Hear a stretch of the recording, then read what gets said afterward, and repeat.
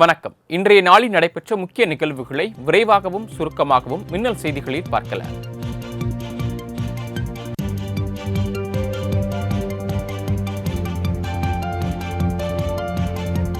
பொங்கல் பண்டிகையையொட்டி பல்வேறு மாவட்டங்களில் உள்ள மார்க்கெட்டுகளில் பொங்கல் பொருட்களை ஆர்வமுடன் பொதுமக்கள் வாங்கிச் சென்றனர். கரூர் உழவர் சந்தையில் அதிகாலை முதலே காய்கறிகள், வாழை இலை, பழ வகைகளை வாங்குவதற்காக அதிக அளவில் மக்கள் குவிந்தனர். அதிக அளவாக அவரைக்காய் 1 கிலோ 200 ரூபாய்க்கும், மொச்சை, முருங்கைக்காய் கிலோ 160 ரூபாய்க்கும் விற்கப்பட்டது. இதேபோல தஞ்சை நாஞ்சிக்கோட்டை உழவர் சந்தை, திண்டுக்கல் அண்ணா வணிக வளாகம் உள்ளிட்ட பகுதிகளில் விற்பனை களை கட்டியது.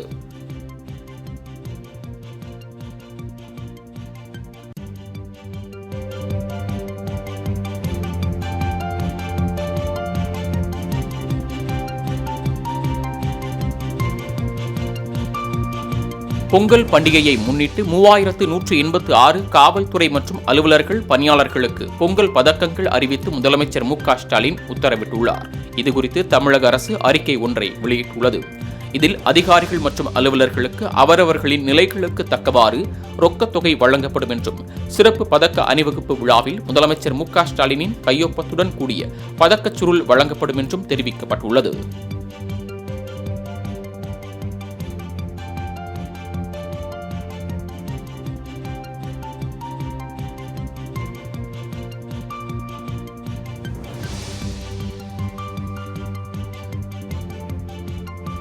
ஜம்மு காஷ்மீரில் இமயமலையை குடைந்து உருவாக்கப்பட்ட உலகின் மிக நீளமான சுரங்கப் பாதையை பிரதமர் நரேந்திர மோடி திறந்து வைத்தார். ஸ்ரீநகர் கார்கில் தேசிய நெடுஞ்சாலையில் நிலச்சரிவு மற்றும் பனிச்சரிவு ஏற்படும் பாதைகளை தவிர்த்து லடாக் செல்லவும், சுற்றுலா மற்றும் போக்குவரத்தை மேம்படுத்தவும் அமைக்கப்பட்டுள்ள இந்த சுரங்கப் பாதையில் பயணித்த பிரதமர் கட்டுமான பணியில் ஈடுபட்ட தொழிலாளர்களிடம் கலந்துரையாடினார். தொடர்ந்து பேசிய பிரதமர், ஜம்மு காஷ்மீர் முதல் அருணாச்சல பிரதேசம் வரை ஏராளமான சாலைகள், பாலங்கள் மற்றும் சுரங்கங்கள் கட்டப்படுவதாக தெரிவித்தார்.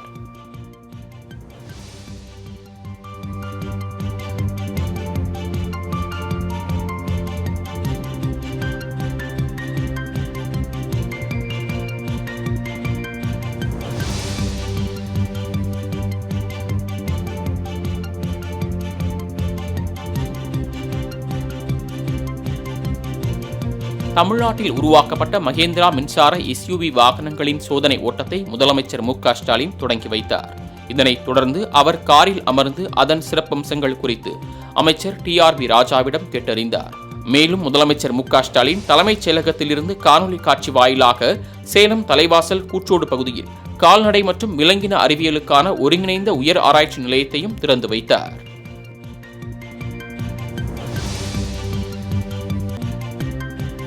ஈரோடு கிழக்கு தொகுதியில் திமுகவை எதிர்த்து போட்டியிட்டால் டெபாசிட் கிடைக்காது என்பதால் தான் அதிமுக பாஜக தேர்தலை புறக்கணித்துள்ளதாக அமைச்சர் சேகர்பாபு விமர்சித்துள்ளார். சென்னையில் செய்தியாளர்களை சந்தித்த அவர், கரும்பு வண்டிகளுக்கு ரூபாய் 1500, மஞ்சள், இஞ்சி போன்ற பொருட்களை கொண்டு வரும் வாகனங்களுக்கு 1000 என கட்டணம் நிர்ணயம் செய்யப்பட்டுள்ளதாக தெரிவித்தார். வியாபாரிகளின் கோரிக்கையை ஏற்று போக்குவரத்தை சரிசெய்ய அதிக அளவிலான போலீசார் பணியமர்த்தப்பட்டுள்ளதாகவும் அவர் அப்போது கூறினார்.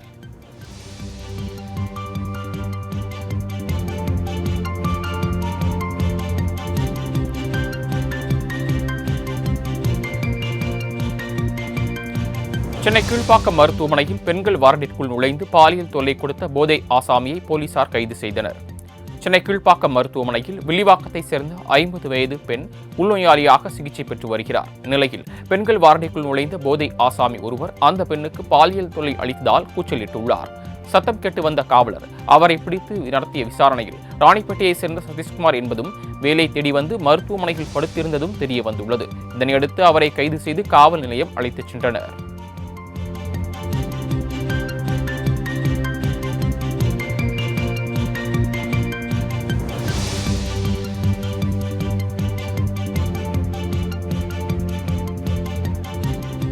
மு.க.ஸ்டாலின் ஆட்சியில் பெண்களுக்கு பாதுகாப்பு என்பது துளியும் இல்லை என அதிமுக பொதுச் செயலாளர் எடப்பாடி பழனிசாமி குற்றம் சாட்டியுள்ளார்.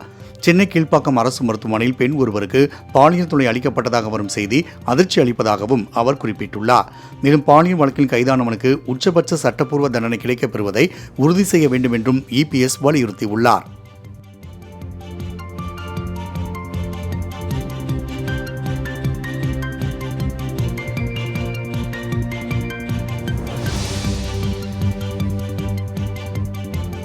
தென்சென்னை மத்திய மாவட்ட காங்கிரஸ் கமிட்டி சார்பில் தியாகராய நகர் பகுதியில் பொங்கல் விழா நடைபெற்றது. இந்த விழாவில் தமிழ்நாடு காங்கிரஸ் கமிட்டி தலைவர் செல்வ பெருந்தகை கலந்து கொண்டு பொங்கல் வைத்து கொண்டாடினார். பின்னர் பொதுமக்களுக்கு நலத்திட்ட உதவிகளை அவர் வழங்கினார். இதனைத் தொடர்ந்து செய்தியாளர்களை சந்தித்த அவர், வம்பு பண்ண வேண்டும் என்று ஆணவத்தோடும் திமிரோடும் ஆளுநர் ஆர்.என். ரவி செயல்படுகிறார் என விமர்சித்தார். மேலும் பெரியாரை விமர்சனம் செய்யும் சீமான் ஈரோட்டில் எப்படி வாக்கு சேகரிக்க முடியும் என்றும் அவர் வினவினார்.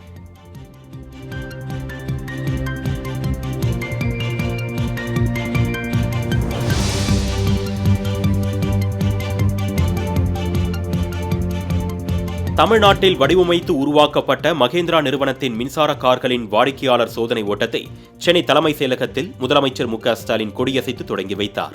இதன் பின்னர் செய்தியாளர்களை சந்தித்து பேசிய தொழில்துறை அமைச்சர் டி.ஆர்.பி. ராஜா, ஆராய்ச்சி மற்றும் மேம்பாடு தொடர்பாக இன்னும் பல உயர்தர நிறுவனங்கள் தமிழகத்திற்கு வரவுள்ளதாக தெரிவித்தார்.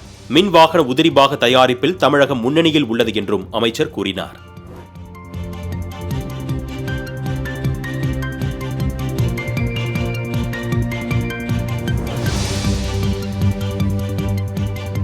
மதுரை சிவகங்கை மாவட்டம் இடையே 342 கோடி ரூபாய் முதலீட்டில் அடுத்த ஆண்டு புதிய சிப்காட் தொழிற்பூங்கா தொடங்கப்படும் என தமிழ்நாடு அரசு அறிவித்துள்ளது.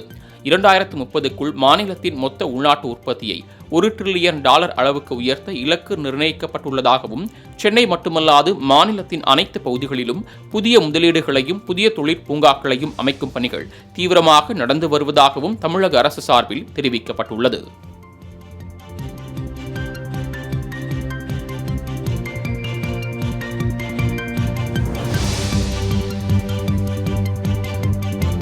அண்ணா பல்கலைக்கழக மாணவி விவகாரத்தின் எதிரொலியாக அனைத்து உயர்கல்வி நிறுவனங்களுக்கும் புதிய வழிகாட்டு நெறிமுறைகளுக்கான அரசாணையை தமிழ்நாடு அரசு வெளியிட்டுள்ளது. அதன்படி பல்கலைக்கழக வளாகங்கள் மற்றும் கல்லூரி வளாகங்கள் எப்பொழுதும் வெளிச்சமாகவும் சுத்தமாகவும் இருக்க வேண்டும் என்று தெரிவிக்கப்பட்டுள்ளது. அனைத்து பார்வையாளர்களின் மின்னணு பதிவு தினசரி அடிப்படையில் பராமரிக்கப்பட வேண்டும் என்றும், உயர்கல்வி நிறுவனங்களில் போதுமான எண்ணிக்கையில் சிசிடிவி கேமரா வைத்து கட்டுப்பாட்டு அறையுடன் இணைந்து செயல்பட வேண்டும் என்றும் தெரிவிக்கப்பட்டுள்ளது.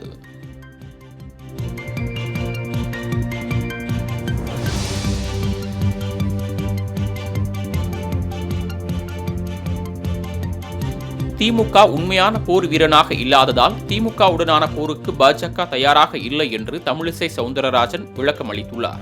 சென்னையில் செய்தியாளர்களை சந்தித்த அவர், பொங்கல் பரிசு தொகையை அரசு வழங்காததால் இந்த ஆண்டு பொங்கல் தமிழக மக்களுக்கு ஏமாற்றம் அளிப்பதாக கூறினார்.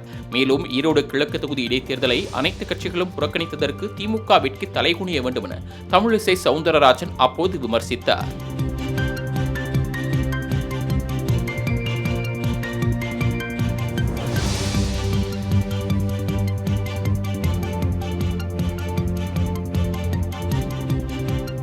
மதுரை அவனியாபுரம் ஜல்லிக்கட்டு போட்டிக்கான பணிகள் விறுவிறுப்பாக நடைபெற்று வருகிறது. ஜல்லிக்கட்டு போட்டிக்கான அனைத்து பணிகளும் முடிவுற்றதாக மாநகராட்சி ஆணையர் தினேஷ்குமார் தெரிவித்தார். வாடிவாசல் அருகே தென்னை நார்களை கொட்டி இழுத்து சமப்படுத்தும் பணியில் பணியாளர்கள் ஈடுபட்டனர். மேலும் சிறந்த மாடுபிடி வீரருக்கு 8 லட்சம் ரூபாய் மதிப்புள்ள காரும், சிறந்த காளையின் உரிமையாளருக்கு 10 லட்சம் ரூபாய் மதிப்புள்ள டிராக்டரும் தமிழக முதல்வர் சார்பாக வழங்கப்பட உள்ளது.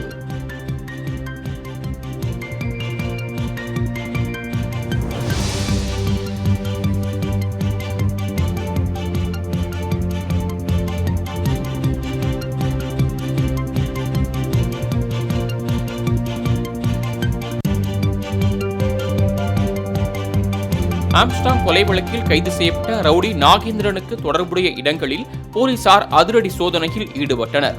பகுஜன் சமாஜ் கட்சியின் முன்னாள் மாநில தலைவர் ஆம்ஸ்டாங் கொலை வழக்கில் போலீசார் 28 பேரை கைது செய்தனர். இந்த வழக்கில் கைதாகி சிறையில் அடைக்கப்பட்டுள்ள ரவுடி நாகேந்திரன் வீட்டில் கடந்த 8ஆம் தேதி போலீசார் நடத்திய சோதனையில் கத்தி, அரிவாள் உள்ளிட்ட ஆயுதங்கள் கைப்பற்றப்பட்டன. இதனைத் தொடர்ந்து புளியந்தோப்பு துணை கமிஷனர் உத்தரவின் பேரில் போலீசார் நாகேந்திரனின் உறவினர் வீடு உட்பட 8 இடங்களில் இன்று சோதனை நடத்தி வருகின்றனர்.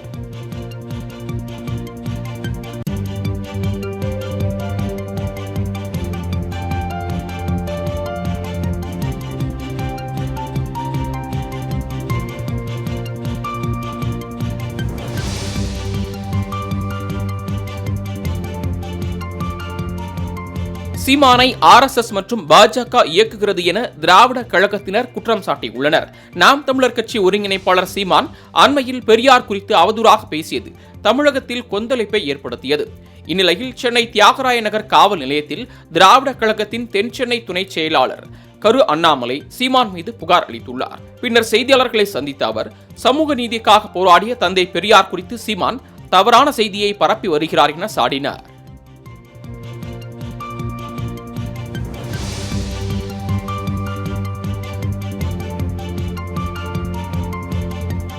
எல்லை தாண்டி மீன்பிடித்ததாக தமிழக மீனவர்கள் உட்பட 15 பேரை டிகோ கார்சியா தீவு கடற்படையினர் கைது செய்துள்ளனர். கன்னியாகுமரி மாவட்டம் தேங்காய்பட்டணம் துறைமுகத்திலிருந்து கடந்த மாதம் 21ஆம் தேதி வட இந்திய இளைஞர்கள் உட்பட 15 மீனவர்கள் விசைப்படகில் கடலுக்கு சென்றனர். கடந்த 9ஆம் தேதியன்று எல்லை தாண்டி மீன்பிடித்ததாக கூறி இவர்களை டிகோ கார்சியா தீவு கடற்படையினர் கைது செய்ததாக கூறப்படுகிறது. இந்த தகவலை அறிந்த மீனவர்களின் உறவினர்கள் கைது செய்யப்பட்டவர்களை மீட்க நடவடிக்கை எடுக்குமாறு மத்திய மாநில அரசுக்கு கோரிக்கை வைத்துள்ளனர்.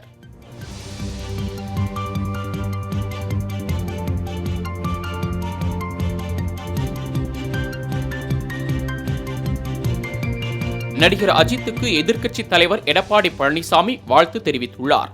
மேலும் பல வெற்றிகளை குவித்து நம் மாநிலத்திற்கு மென்மேலும் பெருமை சேர்க்க வாழ்த்துவதாக தனது எக்ஸ் பக்கத்தில் குறிப்பிட்டுள்ளார். முன்னதாக துபாயில் நடந்த 24 மணி நேர கார் பந்தய தொடரில் அஜித் ரேசிங் அணி 3வது இடம் பிடித்து அசத்தியது. இவரது வெற்றிக்கு ரசிகர்கள், திரைத்துறையை சேர்ந்த பலரும் வாழ்த்து தெரிவித்து வருகின்றனர்.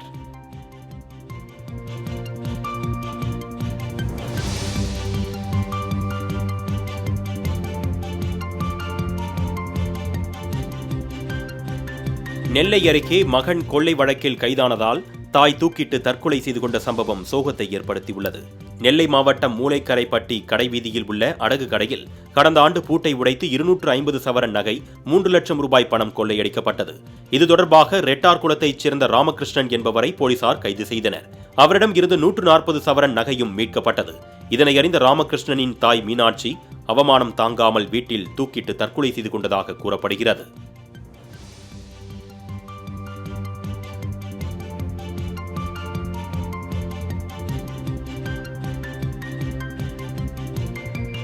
மதுரை ஜல்லிக்கட்டு போட்டியில் வெற்றி பெறும் காளைகள் மற்றும் வீரர்களுக்கு கார் மற்றும் டிராக்டர் பரிசளிக்கப்படும் என்ற அறிவிப்புக்கு பாமக தலைவர் அன்புமணி வரவேற்பு தெரிவித்துள்ளார். இது தொடர்பாக அவர் வெளியிட்டுள்ள அறிக்கையில் தனது யோசனையை ஏற்று டிராக்டரை பரிசாக வழங்குவது மகிழ்ச்சி அளிப்பதாக கூறியுள்ளார். அதிக காளைகளை அடக்கும் வீரர்களுக்கு அரசு வேலை வழங்குவது குறித்து பரிசீலிக்கப்படும் என்று கடந்த ஆண்டு விளையாட்டுத்துறை அமைச்சர் அறிவித்ததை சுட்டிக்காட்டியுள்ள அன்புமணி அந்த வாக்குறுதியை செயல்படுத்துமாறு தமிழக அரசுக்கு வலியுறுத்தியுள்ளார்.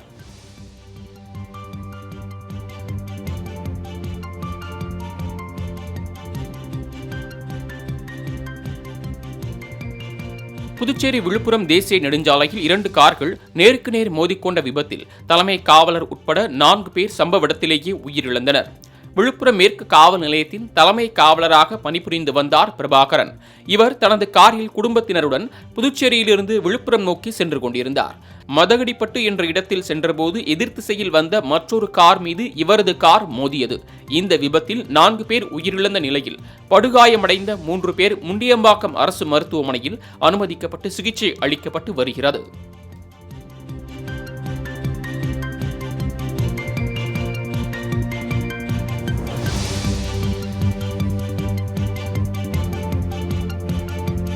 புதிய குற்றவியல் சட்டங்கள் தொடர்பாக பொதுமக்கள் 15 நாட்களில் தங்களின் கருத்துக்களை தெரிவிக்கலாம் என சென்னை உயர்நீதிமன்ற ஓய்வு பெற்ற நீதிபதி எம் சத்யநாராயணன் தலைமையிலான ஒரு நபர் குழு அறிவித்துள்ளது. மத்திய அரசின் புதிய சட்டங்களில் மாநில அளவில் பெயர் மாற்றம் உட்பட என்னென்ன திருத்தங்கள் கொண்டுவர வேண்டும் என்பதை ஆராய்ந்து அரசுக்கு பரிந்துரைத்திட சத்யநாராயணன் தலைமையில் ஒரு நபர் குழு அமைத்து அரசு உத்தரவிட்டுள்ளது. இந்த நிலையில் பொதுமக்கள் தங்களின் கருத்துக்களை இணையதளம் மூலமாக தெரிவிக்கலாம் என்று அழைப்பு விடுக்கப்பட்டுள்ளது.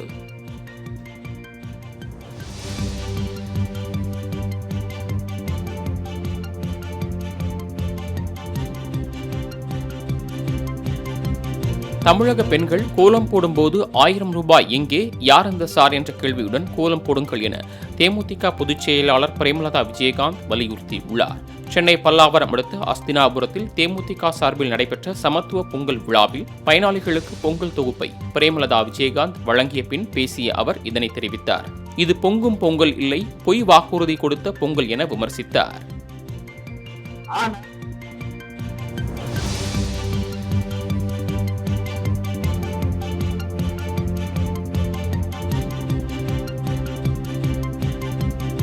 முதல் கணவனை பிரிந்து இரண்டாவது கணவனுடன் வாழ்ந்து வந்த மனைவியை கத்தியால் குத்தி கொலை செய்த சம்பவம் சென்னை அருகே அரங்கேறியுள்ளது. மனைவியை கொலை செய்துவிட்டு கள்ளக்காதலனையும் கத்தியால் குத்திய கணவரை போலீசார் கைது செய்தனர். திருவல்லிக்கேணி எல்லி சாலையைச் சேர்ந்தவர் மணிகண்டன் ஜோதி தம்பதிக்கு 3 ஆண் பிள்ளைகள் உள்ளனர். கடந்த 7 வருடங்களாக இருவரும் பிரிந்து வாழும் நிலையில் ஜோதி கிருஷ்ணமூர்த்தி என்பவரை திருமணம் செய்து கொண்டதாக கூறப்படுகிறது. இதனிடையே தன்னுடன் சேர்ந்து வாழுமாறு ஜோதியிடம் முதல் கணவர் மணிகண்டன் வற்புறுத்தியுள்ளார். ஆனால் இதற்கு மறுத்த ஜோதியை மணிகண்டன் கத்தியால் குத்தி கொலை செய்ததாக கூறப்படுகிறது.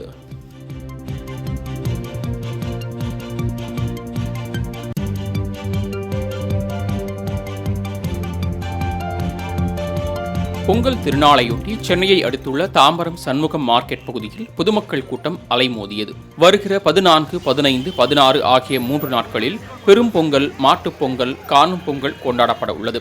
இதனையொட்டி சண்முகம் சாலையில் உள்ள மார்க்கெட் பகுதிகளில் பொங்கல் வைப்பதற்கான பானை, கரும்பு, மாக்குத்து, ஆவாரம்பூ, மஞ்சள் கொத்து, பூ உள்ளிட்டவற்றை பொதுமக்கள் ஆர்வமுடன் வாங்கிச் சென்றனர்.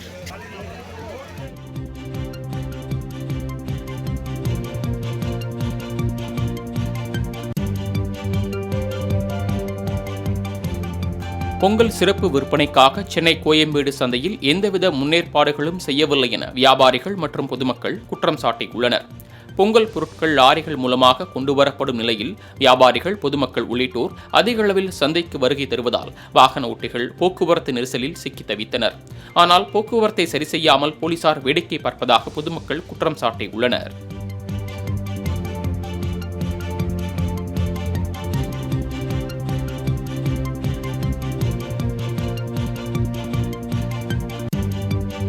பொங்கல் பண்டிகையை முன்னிட்டு கன்னியாகுமரி தோவாளை மலர் சந்தையில் பூக்களின் விலை 3 மடங்கு உயர்ந்துள்ளதால் விவசாயிகள் மகிழ்ச்சி அடைந்துள்ளனர்.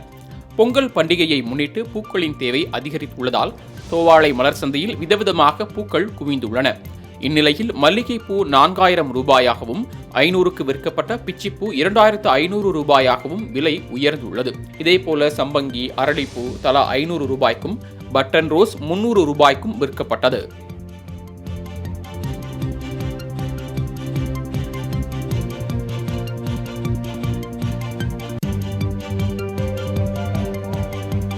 பொங்கல் திருநாளையொட்டி சென்னையை அடுத்துள்ள தாம்பரம் சண்முகம் மார்க்கெட் பகுதியில் பொதுமக்கள் கூட்டம் அலைமோதியது. வருகிற 14, 15, 16 ஆகிய 3 நாட்களில் பெரும் பொங்கல், மாட்டுப் பொங்கல், காணும் பொங்கல் கொண்டாடப்பட உள்ளது. இதனையொட்டி சண்முகம் சாலையில் உள்ள மார்க்கெட் பகுதிகளில் பொங்கல் வைப்பதற்கான பானை, கரும்பு, மாக்குத்து, ஆவாரம்பூ, மஞ்சள் கொத்து, பூ உள்ளிட்டவற்றை பொதுமக்கள் ஆர்வமுடன் வாங்கிச் சென்றனர்.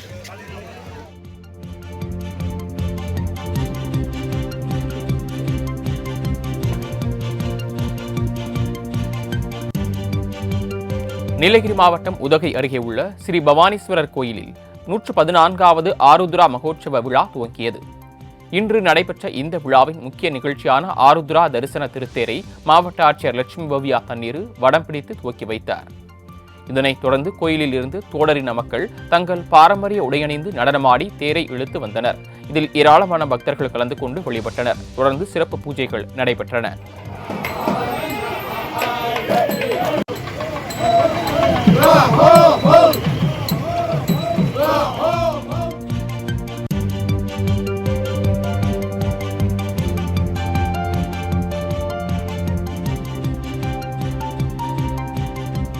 விஜய் ஆண்டனி இசை கச்சேரிக்கு சிறப்பு சலுகையாக மெட்ரோ ரயிலின் டிக்கெட்டை ஸ்கேன் செய்து பயணம் செய்யலாம் என்று மெட்ரோ நிர்வாகம் அறிவித்துள்ளது. இது தொடர்பாக வெளியிட்டுள்ள அறிக்கையில், சென்னை AM ஜெயின் கல்லூரி மைதானத்தில் நடைபெறவிருந்த விஜய் ஆண்டனி 3.0 இன்னிசை கச்சேரி ரத்தான நிலையில் வரும் 18ஆம் தேதி YMCA மைதானம் நந்தனத்தில் நடைபெற உள்ளதாக தெரிவிக்கப்பட்டுள்ளது. இந்நிகழ்ச்சியில் பங்கேற்கும் ரசிகர்கள் கட்டணமில்லாமல் பயணம் செய்ய புதிய பாஸ் வழங்கப்பட்டுள்ளது. மேலும் கடந்த டிசம்பர் மாதம் 28ஆம் தேதி நடைபெறவிருந்த நிகழ்வுக்கு வழங்கப்பட்ட மெட்ரோ பாஸ்கள் செல்லாது என தெரிவிக்கப்பட்டுள்ளது.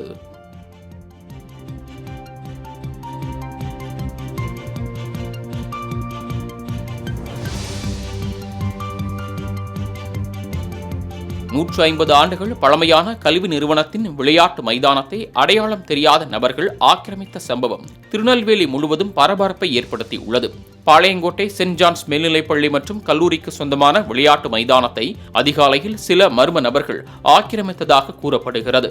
இதனை கண்டித்து 100க்கும் மேற்பட்டோர் போராட்டத்தில் ஈடுபட்டனர்.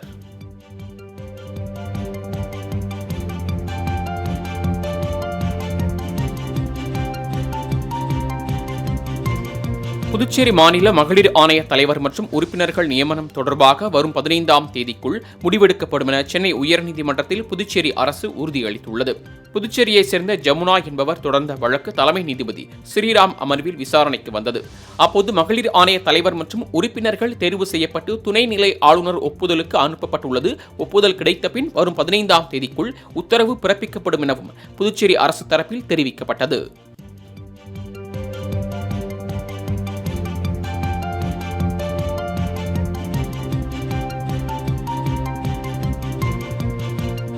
தனியார் மருத்துவமனையில் சிகிச்சை பெறும் வகையில் மதுரை சிறைக்கு மாற்றக் கோரி காவலர் பக்ருதீன் அளித்த மனுவை 4 வாரங்களில் பரிசீலித்து உத்தரவிட வேண்டும் என சென்னை உயர்நீதிமன்றம் உத்தரவிட்டுள்ளது.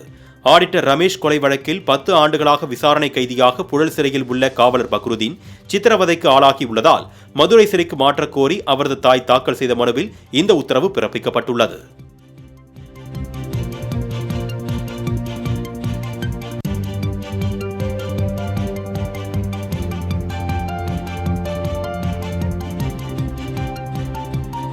வரும் 14, 15, 16ஆம் தேதிகளில் ஞாயிறு விடுமுறை அட்டவணைப்படி மெட்ரோ ரயில்கள் இயக்கப்படும் என மெட்ரோ ரயில் நிர்வாகம் தெரிவித்துள்ளது.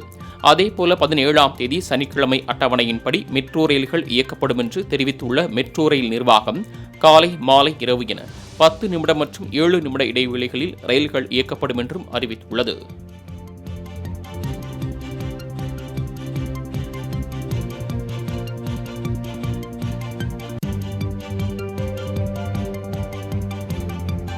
சென்னை கிழக்கு கடற்கரை சாலை பக்கிங்காம் கால்வாயில் அடையாளம் தெரியாத பெண் சடலம் மிதந்தது பரபரப்பை ஏற்படுத்தியது.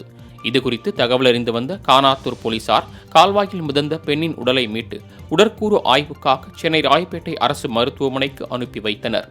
மேலும் சடலத்தில் உடை இல்லாததால் அவர் கொலை செய்யப்பட்டாரா அல்லது வேறு ஏதேனும் காரணமா என விசாரணை மேற்கொண்டு வருகின்றனர்.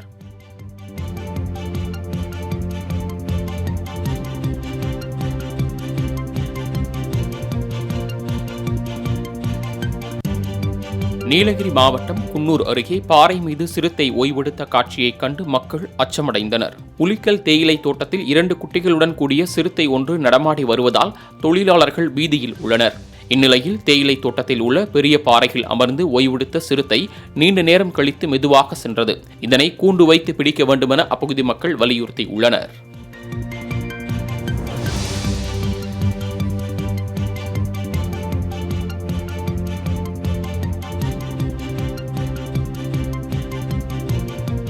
சென்னையில் ஆட்டோ டிரைவர் கொலை வழக்கில் கீழமை நீதிமன்ற தீர்ப்பை ரத்து செய்த சென்னை உயர்நீதிமன்றம் 7 பேருக்கும் ஆயுள் தண்டனை விதித்துள்ளது.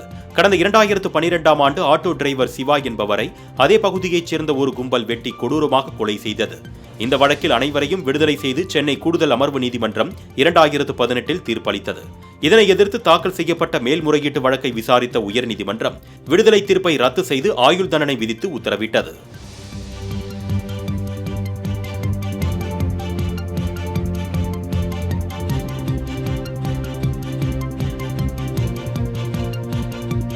புதுக்கோட்டை மாவட்டம் விராலிமலையில் 1,80,00,000 ரூபாய் மதிப்பில் கட்டப்பட்ட அரசு மாணவர்கள் தங்கும் விடுதி திறப்பு விழா நடைபெற்றது. இதனை சென்னை தலைமைச் செயலகத்தில் இருந்து முதலமைச்சர் மு.க.ஸ்டாலின் காணொலி காட்சி மூலம் திறந்து வைத்தார். இந்த விழாவில் மாவட்ட ஆட்சியர் அருணா மற்றும் திமுக பொதுக்குழு உறுப்பினர் பழனியப்பன் உள்ளிட்ட பலர் பங்கேற்றனர். அனைவரும் சென்ற பின்னர் முன்னாள் அமைச்சர் விஜயபாஸ்கர் கலந்து கொண்டு பொங்கல் விளையாட்டுப் போட்டியினை தொடங்கி வைத்தார்.